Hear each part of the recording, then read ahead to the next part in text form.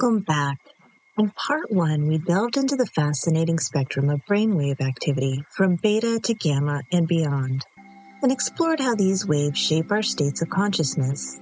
Now in part 2, we're diving even deeper, because if you're going to find yourself in your dreams, you may as well go all the way, right? What exactly happens when we take control of our dreams? And how can we harness brainwaves to unlock lucidity, investigate the unconscious, and perhaps even experience out-of-body phenomena? Let's take a look. One of the most intriguing challenges we face after waking is how difficult it is to remember dreams. Have you ever felt the surreal experience of being swept along in a dream with zero agency, only to wake up clutching at fragments as they quickly fade away? We never get a chance to take a mental step back to consider options or consider context during dreams. This happens because during dreams, our language skills associated with beta brainwave activity are rarely achieved. So, even though we are able to have conversations with the entities our dream mind generates, the language used is typically extremely rudimentary. Without the structure of language, our left hemispheric mind struggles to interpret the rich, symbolic content produced by our right hemispheric dream state. But what happens when we manage to break through into beta frequencies while remaining asleep? Welcome to the world of lucid dreaming, a place where you don't just watch your dreams unfold, but direct them like an eccentric filmmaker with unlimited special effects. Lucid dreaming allows us to become active participants in our dreams, gaining full control of the dream world around us.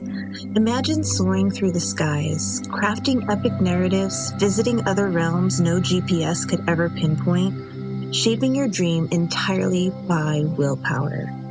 This extraordinary state is achieved when your conscious mind, which had previously been a passive participant to the active unconscious mind, becomes active and can make suggestions of what type of content the unconscious should produce. In other words, lucid dreaming lets your conscious mind hijack the production mind, turning passive participation into creative control. Sounds incredible, doesn't it? Lucid dreaming has its obstacles. Breaking through to lucidity often triggers the dreamer to wake up, a bit like discovering a hidden treasure only to misplace the map seconds later. Remaining asleep while lucid requires practice and careful balance, but for those who master it, lucid dreams can become profound experiences of exploration and creativity. But let's pause for a moment. While it may seem like lucid dreaming most nights would be the ultimate mental evolution, a chance to regularly unlock our dreamscapes for exploration, why hasn't it become a dominant part of human experience? Reflecting on evolution offers a powerful insight.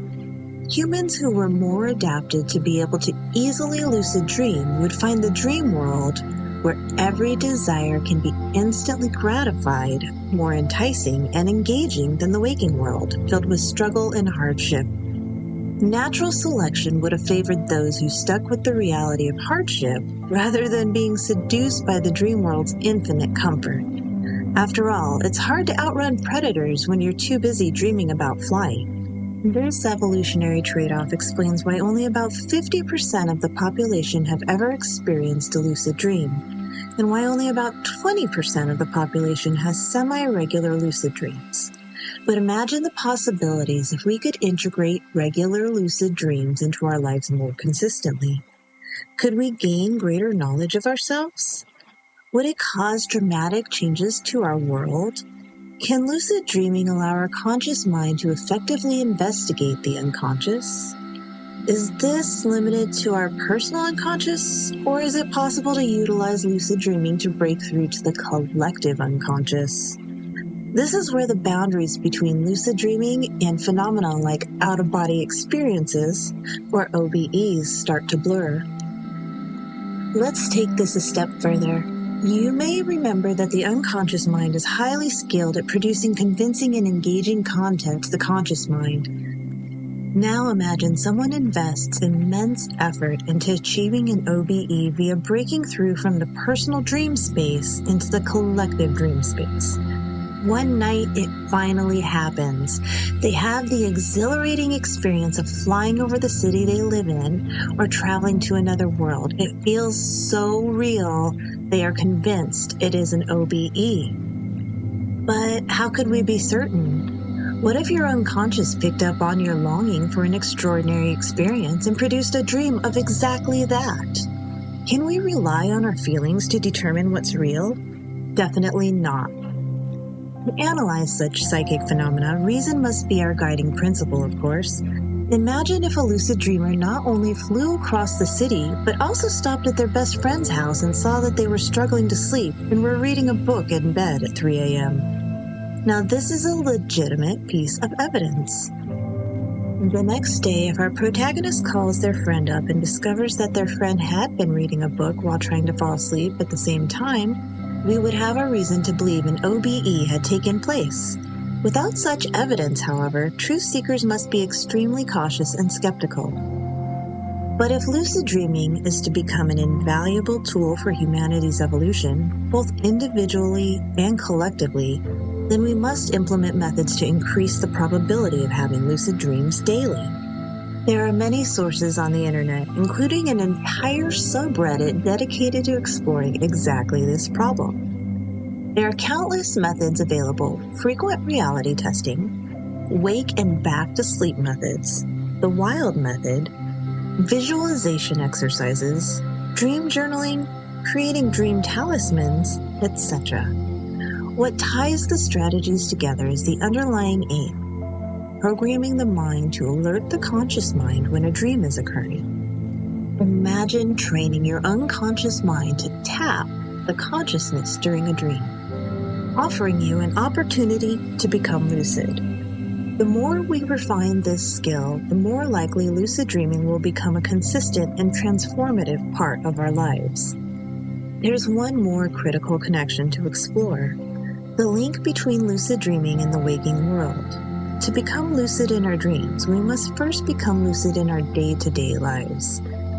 Most people spend their days in a semi-sleepwalking state, half-focused, endlessly scrolling on social media or watching Netflix, giving a half-assed effort, consuming copious drugs and alcohol, going along with what everyone else is doing. They're not thinking critically about the world around them or assessing who and where they are or who they want to be and where they're going.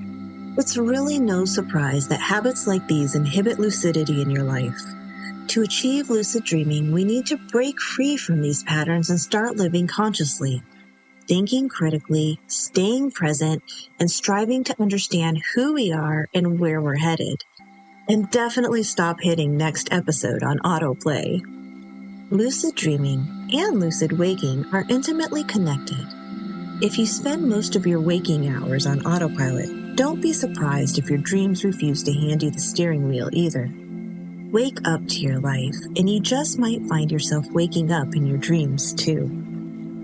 So here's a challenge. How can you bring greater awareness and engagement into your waking life, and use that clarity to unlock the potential of your dreams? Share your thoughts and comments below, and don't forget to revisit part 1 if you haven't already, to explore the foundation of brainwave activity. Thank you for joining us on this 2-part journey into the profound language of the mind. Until next time, stay lucid, stay curious, and never stop dreaming. If you enjoyed this video, like it, leave a comment, and subscribe for more.